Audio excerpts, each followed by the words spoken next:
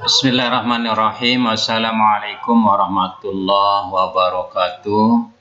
Alhamdulillahirabbil alamin. Allahumma shalli wa sallim ala nabiyyina Muhammadin wa ala alihi wa ashabihi ajma'in wa ba'du. Alhamdulillah, kita berjumpa kembali dalam pembelajaran bahasa Indonesia. Kesempatan ini kita akan belajar menganalisis struktur dan kebahasaan teks editorial. Setelah pembelajaran ini nanti kalian diharapkan mampu menganalisis struktur teks editorial, kemudian menganalisis kaidah kebahasaan teks editorial. Sebelum pembelajaran kita lanjutkan, sebaiknya kalian menyiapkan buku bahasa Indonesia yang dipinjam di perpustakaan, yakni buku yang diterbitkan oleh Kementerian Pendidikan dan Kebudayaan Republik Indonesia tahun 2018. Oke, silakan siapkan. Ya, kemudian buka halaman 87.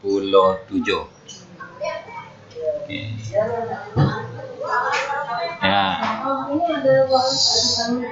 Sebelumnya kita mereview pelajaran sebelumnya, yakni melihat kembali pengertian teks editorial.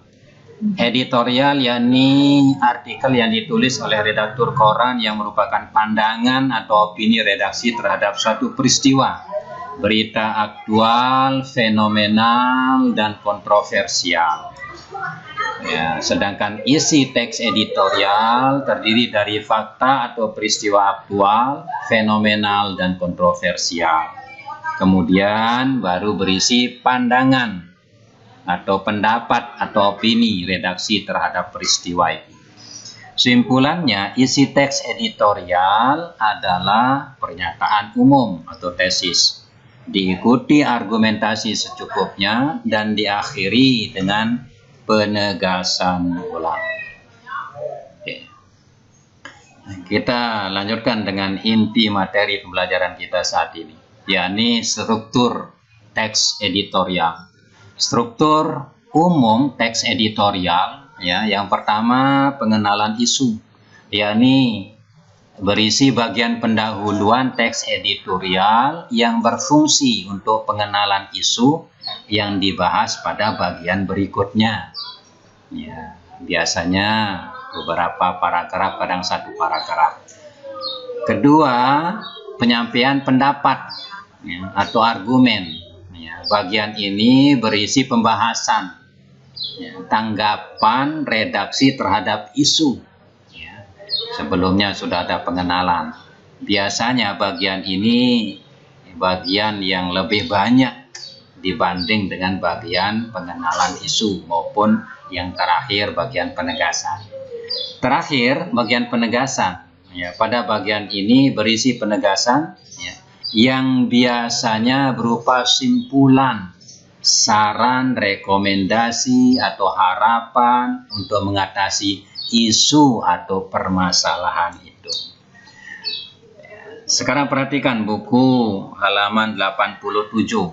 Ya, sudah kalian buka, ya, sudah disiapkan tadi.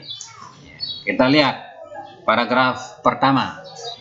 Pertamina mengirim kado tahun baru 2014 yang pahit kepada masyarakat. Menaikkan harga LPG tabung 12 kg lebih dari 50%. Akibatnya sampai di tingkat konsumen harganya menjadi 125.000 hingga 130.000. Bahkan di lokasi yang relatif jauh dari pangkalan bisa mencapai 150.000 sampai 200.000. Oke. Bagian ini paragraf pertama dari teks editorial itu, ya, seperti disebutkan tadi bahwa ini kalau menurut strukturnya ini merupakan pengenalan isu, pengenalan berita, pengenalan masalah. di dalam tulisan itu. Kita lanjutkan. Kemudian contoh yang kedua dari teks kado tahun baru 2014. Teks bagian paragraf kedua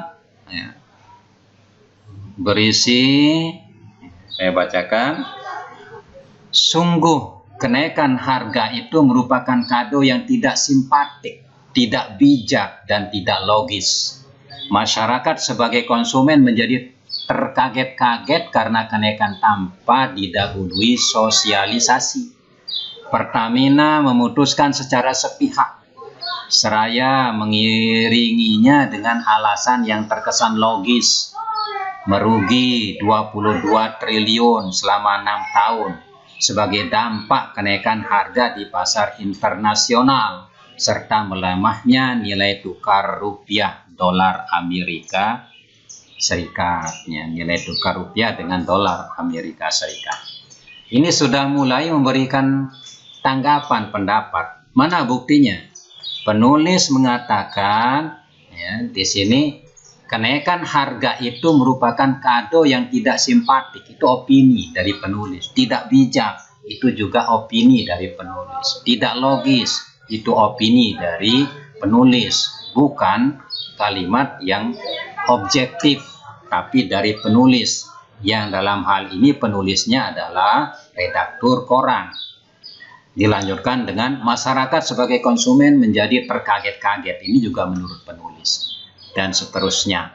Jadi bagian ini yang disebut dengan bagian penyampaian pendapat, opini, dan argumen secukupnya.